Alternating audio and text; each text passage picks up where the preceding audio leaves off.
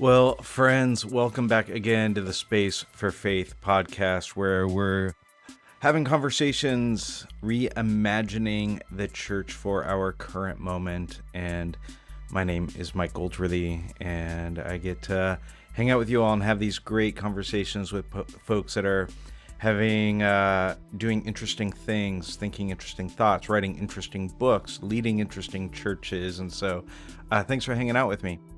And many of you know, and we have connected through some of the work that I do with post-evangelical churches, a gathering that I'm leading that we led last year in October in South Bend, this year in October in Denver, for pastors and artists and other church leaders who are engaged in the space. And some of the language that we've been using around this is that you feel ecclesiologically homeless. You're not really sure where you fit in the church space anymore, and all sorts of reasons for that we've discovered. And we have shared, and I've shared, and maybe even some of our guests have shared different sort of pieces of how this fits together in different times that we have talked on this podcast. And so we've got some narrative around like how have we ended up in that space and what sort of like has made this space.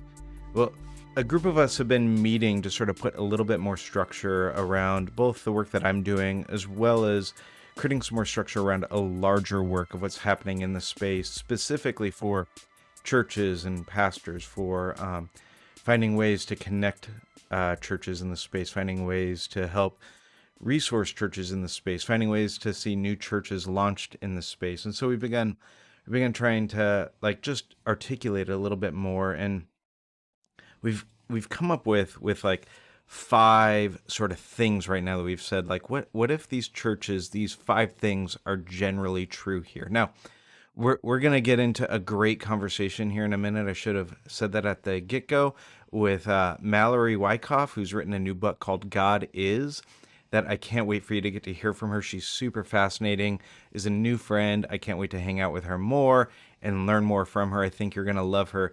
But I thought maybe as we got going, before we get into a conversation with Mallory, I thought I would just sort of pass these 5 things by you to see how they feel. For those of you who feel like you resonate with the post-evangelical space, that you have come to the gathering, you have connected with things that I'm doing or that others in the space are doing, I just kind of want to ask you to like, what if you tried these 5 things on a little bit, like a coat or something, and see like, does this fit? Does this sort of feel right? Let me just break in here real quick and say, for those of you that want to skip over this, totally fine, and you just want to get to Mallory because she has some great things to share, skip over to about 7.5 minutes into the podcast, and you can jump straight into that conversation with Mallory. So here they are. I'll just give kind of a quick thing on them. This is all wet cement. We're kind of playing around with it here, but we've said we think churches in this space, what's true of them is that there's full inclusion. There's no barriers to belonging. There's no barriers to serving, being fully engaged. And so regardless of sex, sexual identity, your gender, your sexual orientation, your disabilities, that this space, churches in this space, are working towards being fully inclusive in multiple kinds of ways.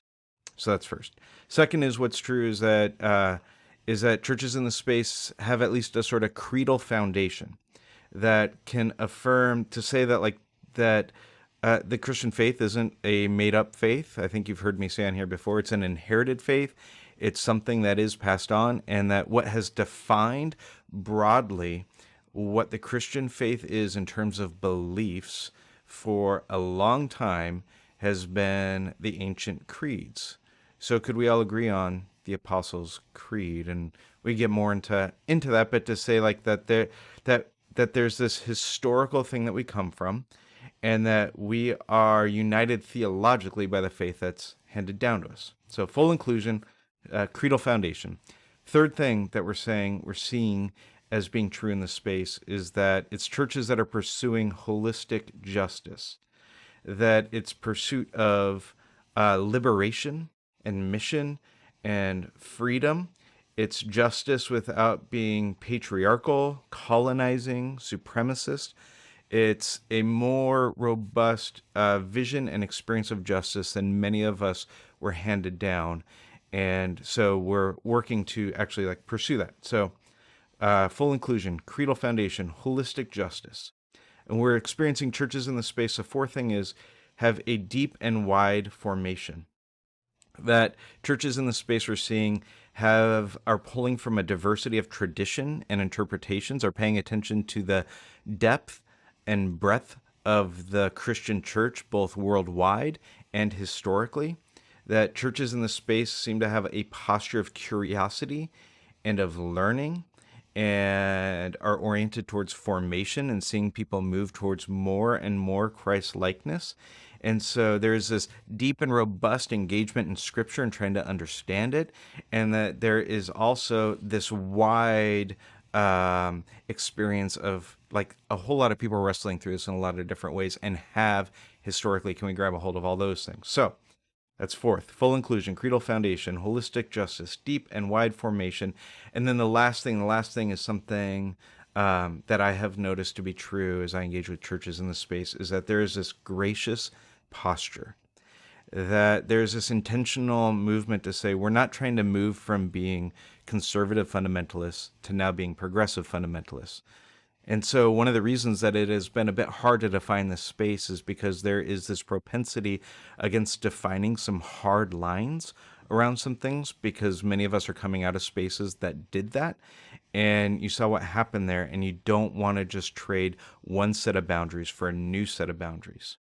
So what we're starting to see in the space, not even starting, what we have been seeing in the space is this gracious posture, a gracious engagement for all people. In fact, even especially those who disagree with us, while still saying, well, being able to hold on to one of the phrases that I've used. I don't know if any churches in the space would use this, but one that I've used over the years is that we hold things tightly and loosely, that we hold tightly to our convictions, and we have this open hand to say, well, I also could be wrong. And what does it look like for me to invite more people to the table? So anyways, those of you that feel at home in this post-evangelical space, I would love to hear from you. I would love to hear how that feels, how that resonates with you.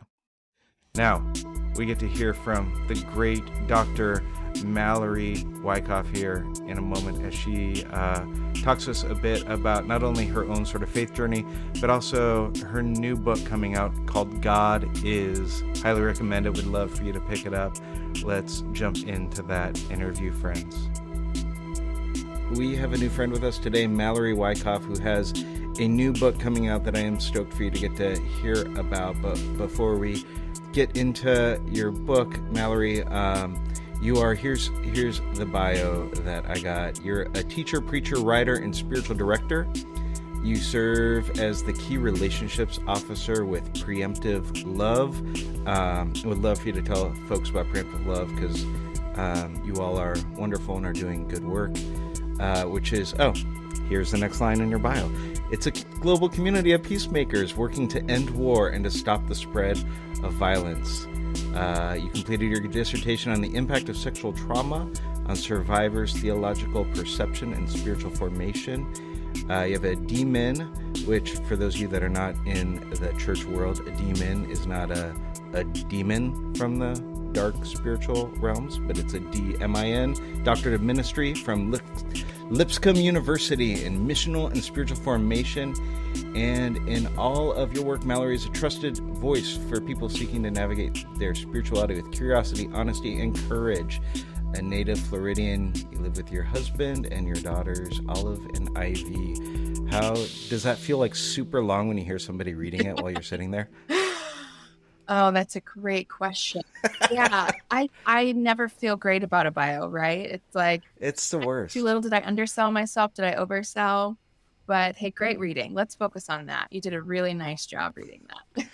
Well, Mallory, I'm really glad to have you on here. And this is the first time that we're getting to meet and connect. And I wanted us to save all of our banter for like here, so that we weren't getting to miss some of it. But I do want to tell you, like, I loved your book. I thought you are this is your first book, and I thought you're a fantastic writer. I think there's so much here. I think like I'm really excited for even then like what your next projects are. But before we talk about your book, I'm kind of curious. Like, it sounds to me like you grew up in the church. Is that right? I did. And then you go through your own sort of like faith journey where your faith changes, grows, expands, evolves. Do you mind sharing like what did that look like for you? What was that sort of journey like for you? Sure. Well, firstly, thank you for your kind words. I really appreciate them. You know, I've told various parts of my story at various times, and the kind of image or structure that I think is most helpful for me, even to make sense of that growth, that expansion, that evolution that you named, has been this. I was given a box that kind of encapsulated the ways to think about God, about faith, about the world, others, myself, etc. And it was a really pretty small, confining box, but it was really safe. It was warm. It was comfortable. It was really helpful, growing up and being really small to have a space that doesn't feel too much bigger than you, right? It's navigable. It's supportive. It's nurturing. And so that worked for me for a long time, being given that particular box. And then at some point, I started to kind of bump up against the edges of that space, of that box, and it no longer worked for me. It was just a little bit too small. And so then I kind of just started elbowing at it a little bit until Mm. the until the walls came open, and I found myself now in a larger box, a larger space. And so then I moved around and I navigated that new one, right? And found what it offered, and the ways that that new space, that new understanding, offered for, again, the ways of thinking about myself, God, others, etc. And that process, like that process of evolution, just continued over time with some really clear movements and iterations, and then associated particular understandings of the divine and particular images of God that were especially helpful and pivotal in each of those movements and iterations. And I didn't necessarily, in most of those movements, I didn't necessarily know that that's what was happening. It's just what was happening, right? But then looking back, going, oh, I can start to see the trajectory of this, and then I'm kind of onto it, right? I kind of know, oh, okay, so this is how this works. If you are open to this stirring sense within saying, hey, I think there's more outside of this, you start to feel that sense of curiosity around, and it feels like, yeah, I think the next kind of shift is coming. And you sense that internally, but also externally. And then the moment happens where the shift really kind of fully takes place, and you move into it, then you just kind of start living more, or I at least say I started living more and more aware of and awake to those moments and when they were going to come. And in each of those iterations, I gained new things. I also lost new things, right? There's this shedding, this releasing, but there's also this embracing and accepting of the new, and the celebration of those past versions of myself, those past versions of faith, but also releasing some of those things as well. And needing to do and allow for both of those has felt really essential to me. And so I know I'm not necessarily naming even some of the particulars of each of those moments, because Sure. actually the process has felt more important to me than the particulars, and even focusing on some of those. And certainly we can discuss those, but that is what it has looked like. And so I love that, because it allows me to look back, reflect on, and even celebrate that.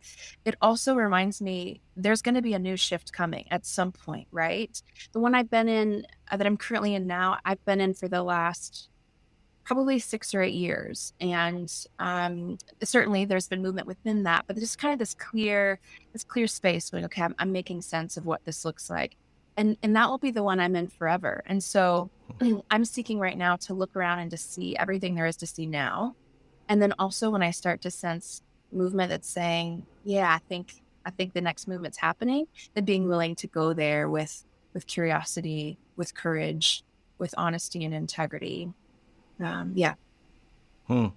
And so, does this work? Is the work that you're doing both at the university, and like you told some stories that I'm kind of curious about.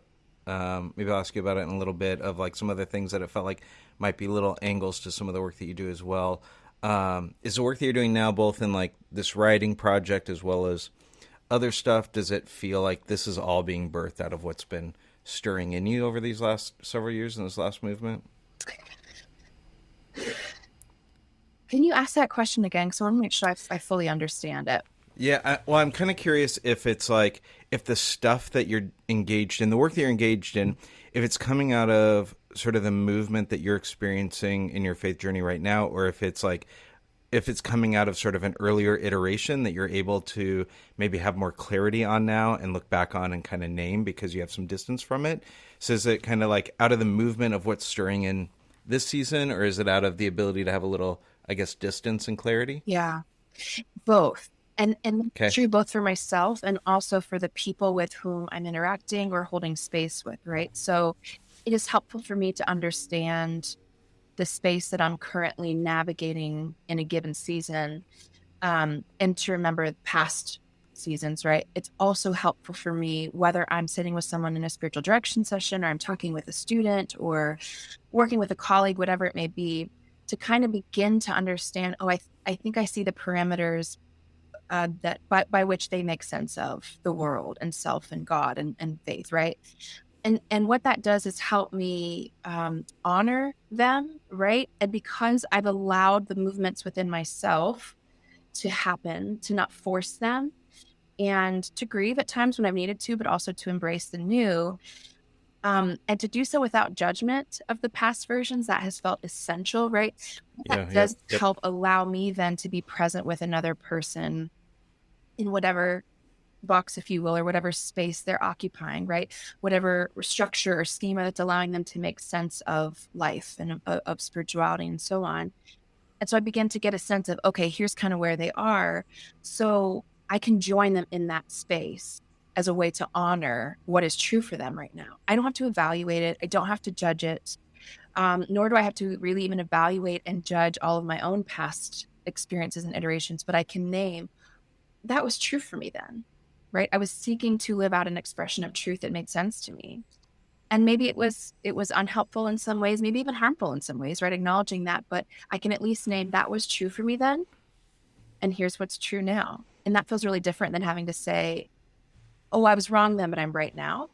And that feels important for me personally, but also feels especially important for me, again, in the work that I'm doing in various contexts, so that I'm not having to go, oh, this person is wrong, and therefore I need to move them from A to B. Instead, my invitation is to be a companion with them, to join into whatever space it looks like for them right now in this given season, and help them explore it more fully, right? That feels much more honoring than a lot of other options that are available in the kind of work I do.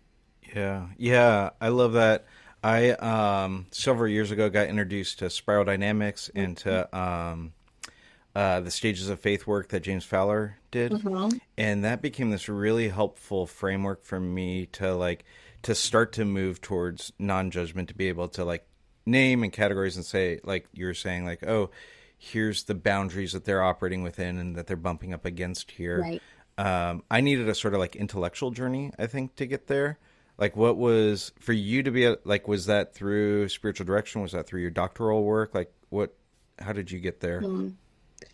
All of the above, I would say, but probably the biggest piece is just in therapy, right? Yeah, As you revisit former seasons and parts of yourself that were in the past, but are also still very much operating in the present now and calling the shots in so many ways. And so, visiting those parts of myself and just doing so, realizing like there's no room for judgment when I go and I have visited this 5-year-old part within me, and realizing, oh my God, all the shame that I had felt at that season, right? And now looking at going, there is no reason for you to hold any shame. It just disallowed for the option of judgment and of self, but rather to kind of look at really clear-eyed and go, oh, of course, here's what was going on here, right? Of course, this is why and how you made sense of things at that time. And that naturally then just led me to go, so this is a pattern of exploring my own story with a lot of love and curiosity rather than judgment and critique, which then again kind of opened me up to wanting to really offer that to others in the ways that I'm holding space for them, whatever that season looks like for them. yeah, yeah, yeah. Um, I was thinking as you were talking about a few minutes ago, the idea of like your construct enlarged a bit and you had more room to move around and explore. That to me feels like, and tell me if I'm projecting or if I'm off on this, feels a bit like what your book is called God Is. I don't think I've mentioned it yet. God Is. And it feels a bit like that's kind of what your book is kind of like you're exploring around metaphors of God, kind of poking around. Is that does that feel right and true? Yeah, I certainly think that's part of it. And how I kind of set up is that I I kind of named some of the movement within my own story, right? And that it different movements and iterations of myself, my spirituality, my sense of the divine. There were these particular images of God that were fitting to that Mm-hmm. version of myself and of faith. And yet they were helpful until they weren't, right? It was like they were really great, but also insufficient. And so then naturally just moving forward and going, oh, now this is a way, different way, a new way to image and understand God.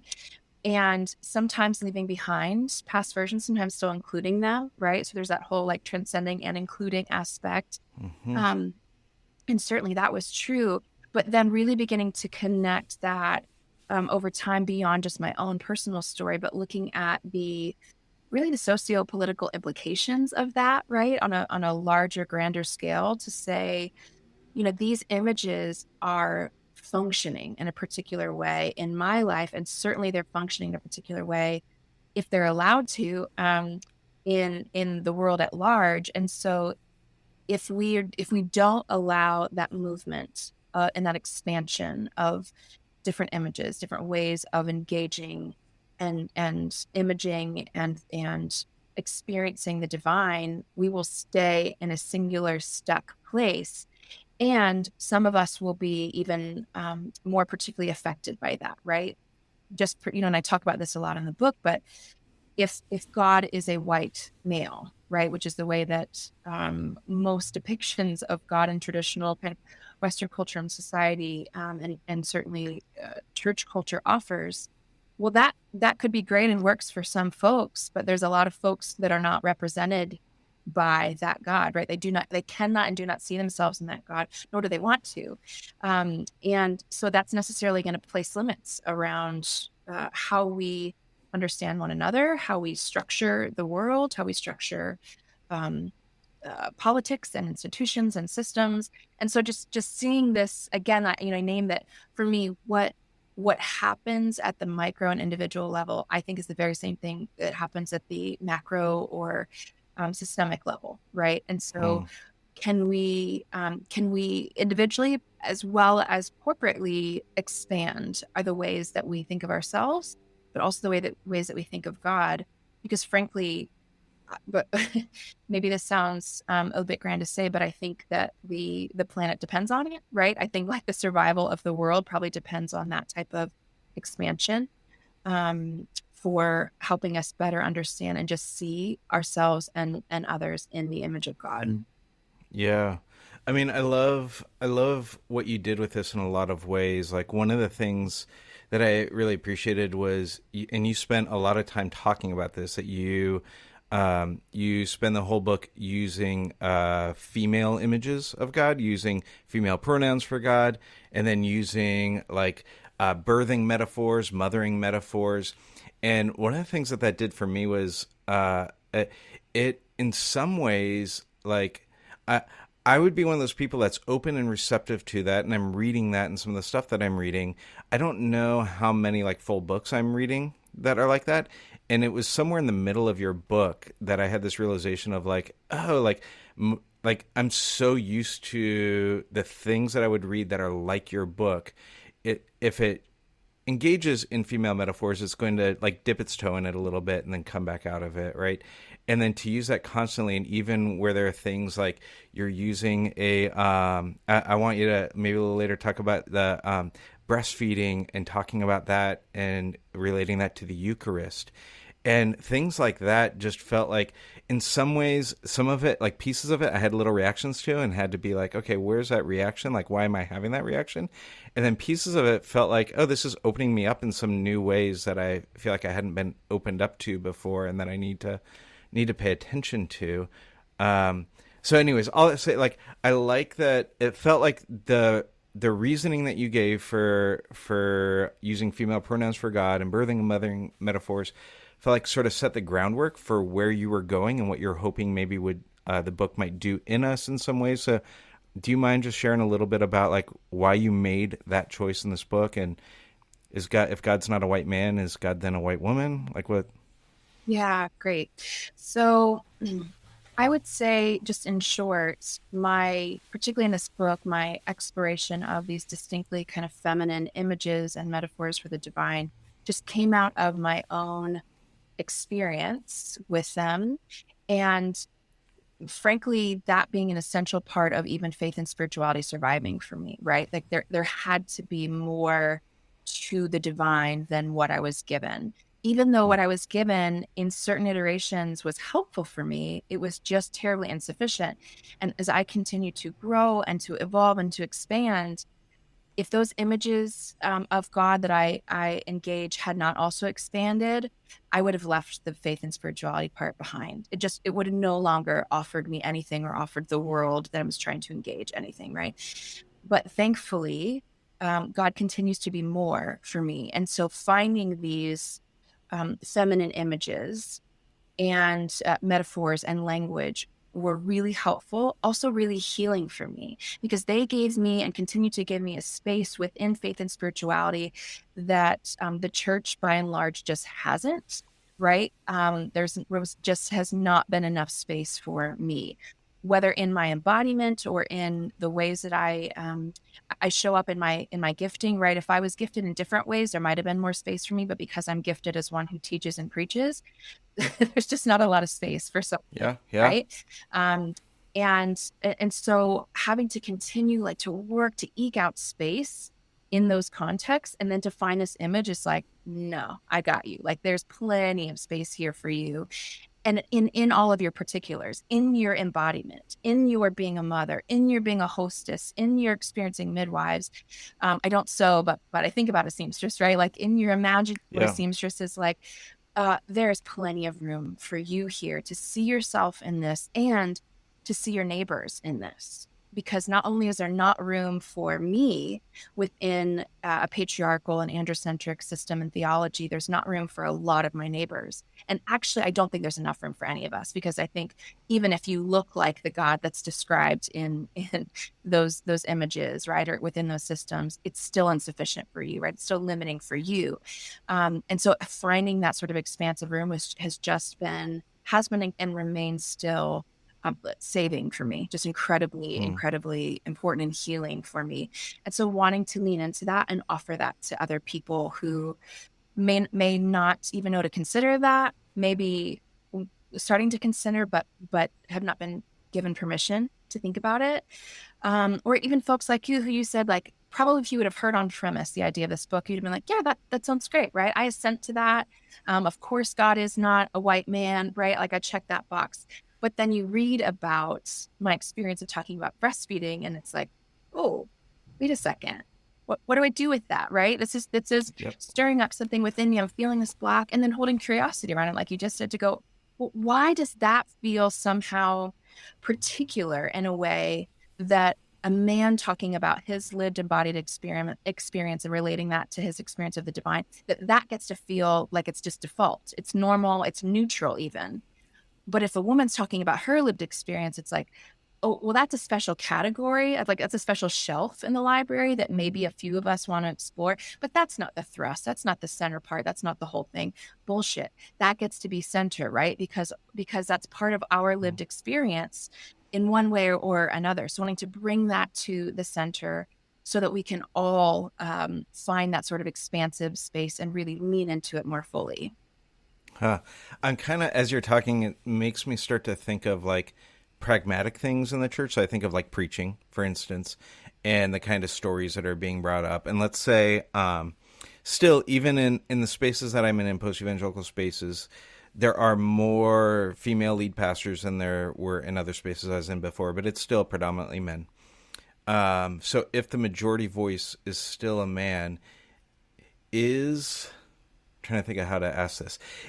Is it like, is it not incumbent, is it okay for a guy to get up and be like, I read this great book by Mallory and she uses this metaphor of breastfeeding and Eucharist, and I'm going to use that metaphor. Mm-hmm. Like, does that work for him to get up there, or is it like, or is it simply like just ceding that space towards more other people who are delivering from the pulpit? Yeah, that's a great question. And I think about that often, particularly in relation to myself as a white woman and the ways that I am moved and taught by communities of color. And then,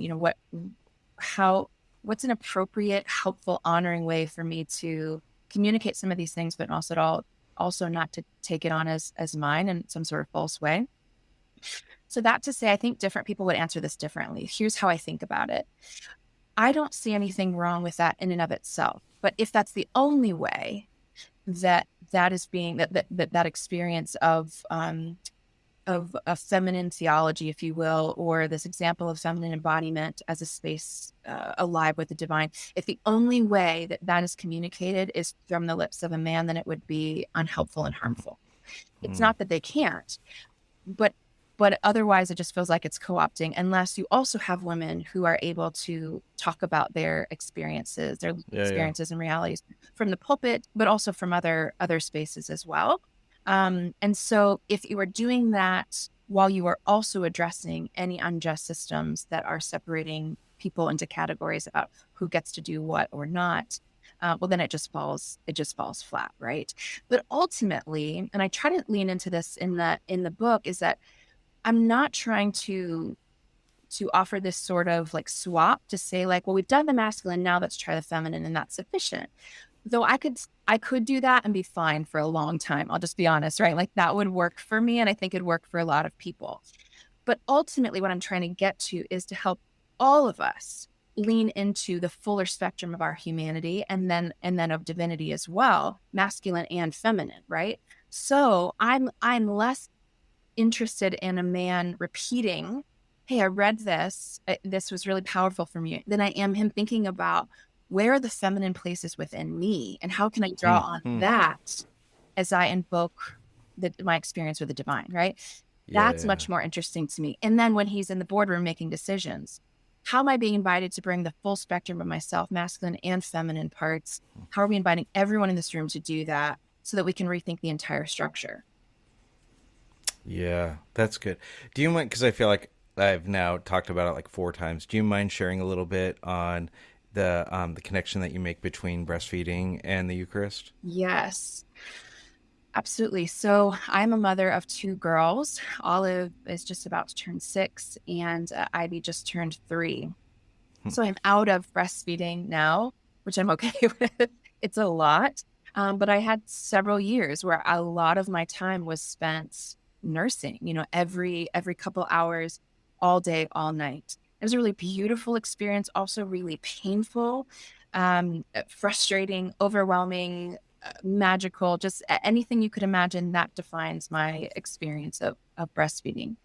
And I was with a church community in Nashville for a while that at the back of the sanctuary had this little windowless room where any mamas with littles who needed to go, and whether it was to nurse them or to bottle feed them or just to sit and hold little ones, and just to have some space, they could go and do that.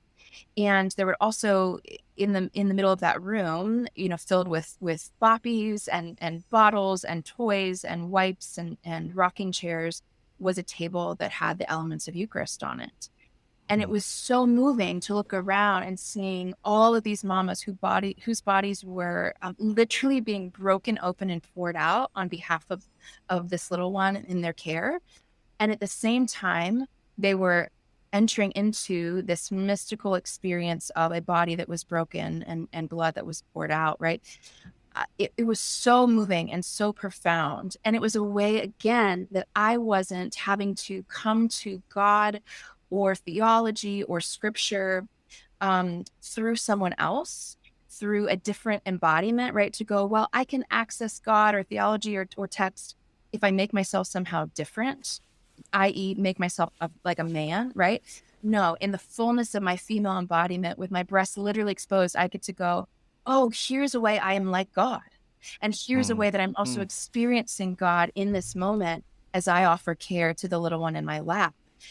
That experience was and remains really profound for me. Whether it was in that moment in that little windowless room, or at 2 a.m, groggy eyed, going, God, I'd rather just be sleeping. And also, there's something really incredible happening here in this moment, and I want to pay attention to it. Yeah, it's so good. And I appreciate I think in some of the churches I had been in the past that it would feel like we would be like, oh, we're going to, like, you're going to share that in the women's ministry gathering. And it's going to feel cutting edge that we're having you share that there. But to like open up the rest of the body to think about that experience and to connect it to the significance of the Eucharist, like, is really, I don't know, it was really Mhm. meaningful to me to think about that being many, not only like obviously not having experienced that, but many years removed from that being an experience in our family. Mm, But to be reminded of like how significant it is of a woman giving her body in that kind of way. yeah. Um, that was a really profound connection for me in your book. Another one that was really interesting to me that I had never heard somebody do before is a connection that you did with the fig leaves, Mm. with Adam and Eve, and like the reality of what fig leaves would do to your body. That was another one that I thought it would be fun to like. I was like, oh gosh, if I want to like preach that passage now so I can steal this from you because this was such a great picture. Do you mind unpacking that a little bit? Sure. Yeah, so part of this came out. I've been thinking about it for a long time, but part of it really came to a point of clarity for me when doing my doctoral research. And just realizing that so much of the theology I was given, and even still being taught at that time, just fell flat in the face of the stories of the women who I was working with. At the time, I was working in a residential facility for women survivors of various forms of trauma, and most often sexualized trauma. And that's what ultimately inspired my doctoral research, is going, okay, I'm interfacing with these stories of trauma. And then I'm also in the classroom with preachers and ministers and theologians, right? And I just think we're missing each other. And if what I'm learning in this classroom either doesn't help, or worse, is harmful to these women and their experiences of recovering from trauma, then I'm not interested in it. And there's got to be a better narrative. And so, as part of all that, coming to understand different ways I've been thinking about the story in Genesis 3, and some really unhelpful ways of thinking about that. And I think you in reading the book, you get a sense that I'm less looking for like the right reading of anything, or right understanding of it, than I go, hey, I think there's more here. Let's explore it, right? And so that's part of the way that I think about this. But rather than looking at that text as here's the explanation for why humans are just so shitty and why we are sinful from the outset, rather looking at the story of these two innocent beings who are naturally trusting. Why wouldn't they be? They've had no reason to think otherwise. And much like little ones coming into the world, they don't have a reason initially to be afraid. They have their needs met, hopefully, right? They've got these caretakers. They have people responding to them. They assume the world will respond to me in the ways I need to. And then, as most often happens, something disrupts that, right? And so you have this disruption of trust for the two humans, who, why would they know to think something otherwise about the serpent, other than, well, he's telling me this thing, and I'm going to trust him, right? So then you have this experience of shame in a way that they had never encountered before. And as a person who decades in from healing from really crippling shame, I resonate with that experience, and that sense of, oh, I'm naked, in a way I didn't even know to consider what that meant before. And so what they do as part of that, as they hide from God in fear, is to fashion this suit of fig leaves for themselves. The story says. And I passed over that so many times. I'm not a gardener, like I'm not a farmer. So fig leaves, okay, great. But then really learning that, in fact, fig leaves can be really stinging to the skin. They can cause incredible sores and blisters and burns. And a lot of gardeners will use special gloves just to make sure that they're handling these leaves with a lot of proper care. And so what the humans do is take these things that they think will help them cope with this shame. They place it on their skin, and then the very coping mechanism that they utilize to try to help in that moment, which does help in some way for a while, as all coping mechanisms tend to do, it actually becomes a new form of pain, a new form of trauma, the new form of bondage, right? That is our story as well. It's one and the same, right? And that's what's so fascinating to me about this. So then this goddess seamstress coming in and ultimately removing that false clothing that's actually really unhelpful, and said, I'm going to create something new for you that doesn't keep that cycle of harm in play, but can contribute to your healing and the healing of creation. So good. And so like your chapters, just so folks know, like what you're doing in each of your chapters, or at least in the latter portion of your book, is a metaphor that you're unpacking of God. So like God is a seamstress, God is a creator.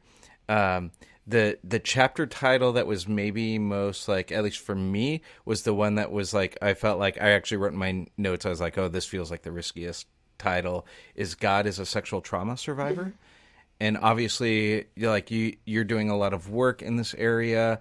I mean, I don't know that I have a specific question as much as like, could you just talk about that idea, that picture a little bit? Sure. Yeah. So as I mentioned, the first 5 years of my career were spent in this residential facility, and I was proximal to so much trauma and so much pain and just horrific stories of assault and rape and trafficking and then all the coping mechanisms that these young women developed as a ways of responding to the horrific pain that was forced upon them.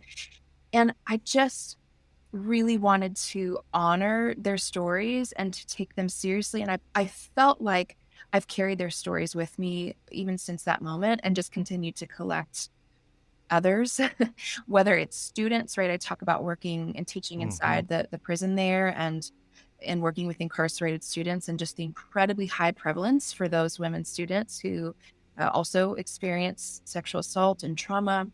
And so just wanting to honor that, but also see this as a space wherein they are able to access the divine, to understand, not in spite of their story or outside of or away from their story, but in the very particulars of their story, including the trauma, that this is a space where they can encounter God, but also that they could understand that God's own self has experienced what this trauma is like in God's own body. And so I talk about Jesus' experience of crucifixion, right? And that, this idea of crucifixion is this public display of shaming, right? That it's more than just taking the life of someone. You could do that really quickly. There are more expedient ways to kill somebody, but you string them up on a cross and put them out for people to see, because you're trying to send a message, right? You're trying to show the domination. You're trying to show the extent of your power over and against another, and to the very extent that we can take your life. And so you have this public act of humiliation and shame, and where you're naked. And even before you get to the final experience of crucifixion, but then also within that, just these very, and we're already talking about this, but I'll just name some of the words I use here, might be triggering, but that Jesus is pierced, that he's bound, that his flesh was torn, that he bled, that he was mocked. These are, I just know so many people for whom this is their exact experience, right? And in various ways and to various extents. What does it look like? What does it feel like to know God understands that level of pain and trauma in God's own flesh? And that's also somehow not the end of the story, right? That part doesn't go away. Even thinking about Jesus after resurrection, right? The wounds are there, the scars are there. but that there's still some movement to life after and life beyond this horrific pain and trauma. But I also really want to lean into this idea of God believes that God believes women's experiences of trauma and assaults and brutality and so forth, harassment, because God has experienced it in herself. So you're not having to convince God that you're not lying, that you're not making this shit up, right? God believes women because God knows what this is like. And I just know for myself and my own experience as a woman, but then also especially for so many trauma survivors whose stories I continue to carry and be moved and shaped by, I think that's a really essential message that they are not always likely to hear, even in the religious spaces that they hold dear. Yeah. No, I really appreciated that chapter. I mean, it was one of the ones that was stretching for me and good for me and challenging for me, and like and even yeah, I don't know, like it, that I felt like that chapter like stirred in me in a different kind of way, and is probably one of them that I'll have to revisit. And I don't remember if it was in that chapter or maybe it was another one, because I remember you were talking about shame, and there's something interesting that you said about, I'm pretty sure it was about voices of shame, that you said essentially like they're there to protect us, and that's what they're trying to do, and that we engage them with compassion. Is that am I getting that right? Am I remembering that right? Yeah, I talk about that in the God is Wisdom Within chapter. Okay. Yeah. I mean, talk a little bit about that. Like, that was a really interesting, I guess, take on shame for me, of this idea of like, okay, there are these inner voices of shame, and it's not just about avoiding them, but it's actually about like being like, oh, thank you for trying to do this for me, and I can have appreciation for what it is that you're trying to do. Mhm. Yes, this has been so fundamentally important for me, and it felt really important to include in that chapter as I talk about coming to understand God as wisdom within, that I have this incredible access to, that I'm not the source of, and also it lives within me and I can access it, and the mutuality there. And so yeah, when we think about something like shame or fear, for instance, it's really common to name these as negative experiences and then find some means whereby to escape them, to berate them, to get rid of them, to somehow move beyond them, right? And there are religious and spiritual ways of doing that. There are also just very practical, non-explicitly religious ways of doing that. I talk about some of those on both angles there, but okay, so you feel this fear. Okay, I'm going to pray and ask God to take this fear away from me and get rid of it. And my point is not to belittle like what that fear can do or how powerful it can be. Like, I know shame, right? I've lived with shame for so much of my life, and it is hard.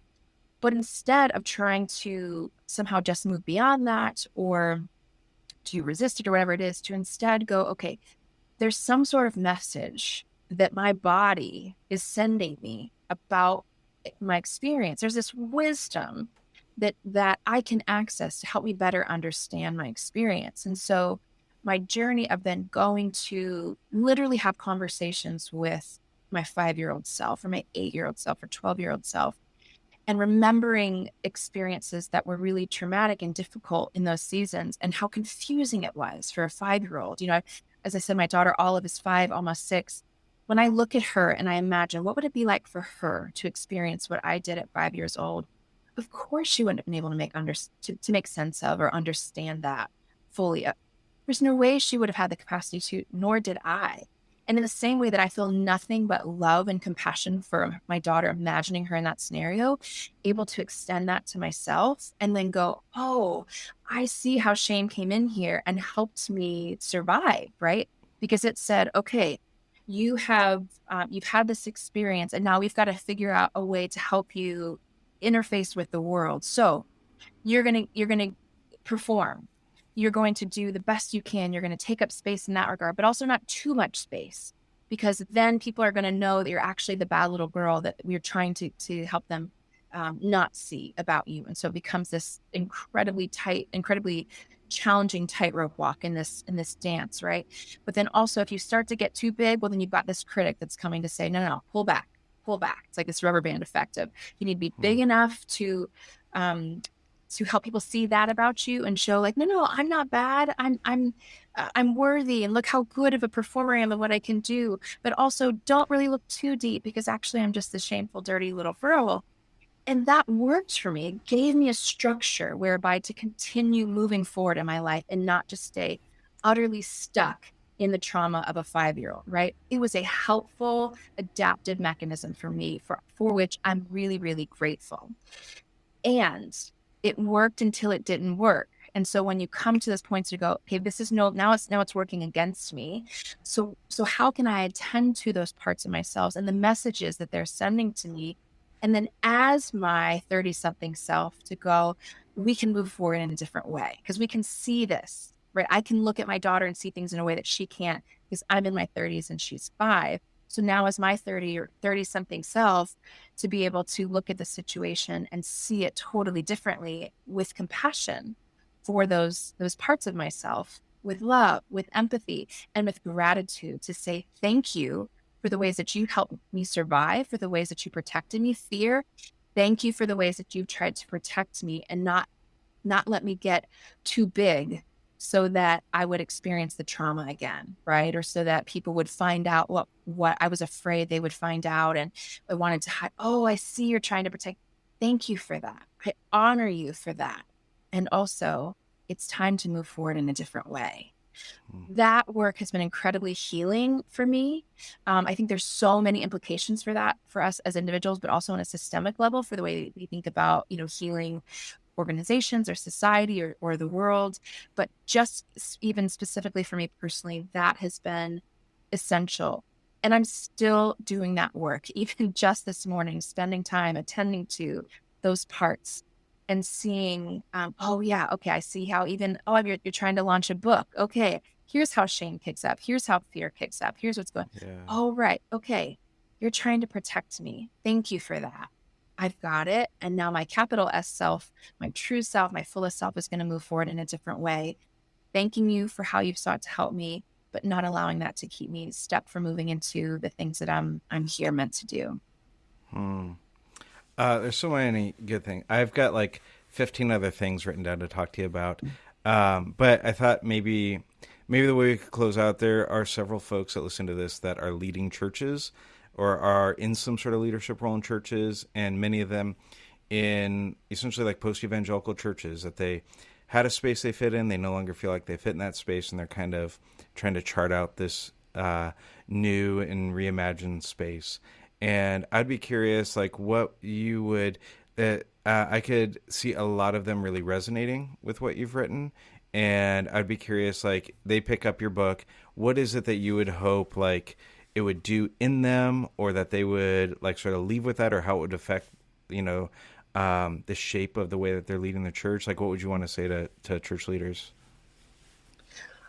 Firstly, what comes up is just gratitude. I want to say thank you for seeking to not just name and critique the wrong, but to say, I feel like it's mine to be part of kind of building the better, right? And not everyone is ready or willing or should even be part of that work. And so that's not meant to shame. It's only to say, I'm really thankful for the folks who say, yeah, I want to continue to lean into whatever the new is and be part of it. So my first thought is just gratitude. I would say I'm thinking about folks who don't find enough space for themselves, enough really hospitable space for themselves, particularly in churches, and maybe even in post-evangelical churches where some of it fits, but some of it doesn't.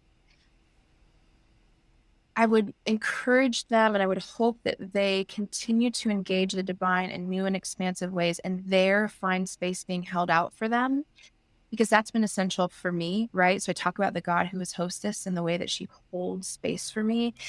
When I can draw on those experiences, when I know that that is true and that is real, and it speaks a better and truer word than whatever, this narrowing experience I'm having in the church community or whatever, and going, okay, I know that that is the really real and the truest true. So I can root and ground myself in that experience, in that embrace, in that encounter. And then when I move back in these spaces that feel a bit more confining or limiting or a little bit too narrow, I know that that space that I encountered still exists. And then I can say, and even a practice I literally will do is just plant my feet on the ground to go, okay, here's my space to take up here, no more and no less, right? Whether this feels really hospitable or not, here's my space to take. I don't need to get bigger, and I'm certainly not going to get smaller. Also, I'm invited to then say who might need space held open for them, who might similarly feel the confines and the limits of whatever this space may be, and how can I be one who holds space wide open for them that's really hospitable and loving and gracious, so that they can bring their soul into free speech and exploration. That feels like really sacred and essential work.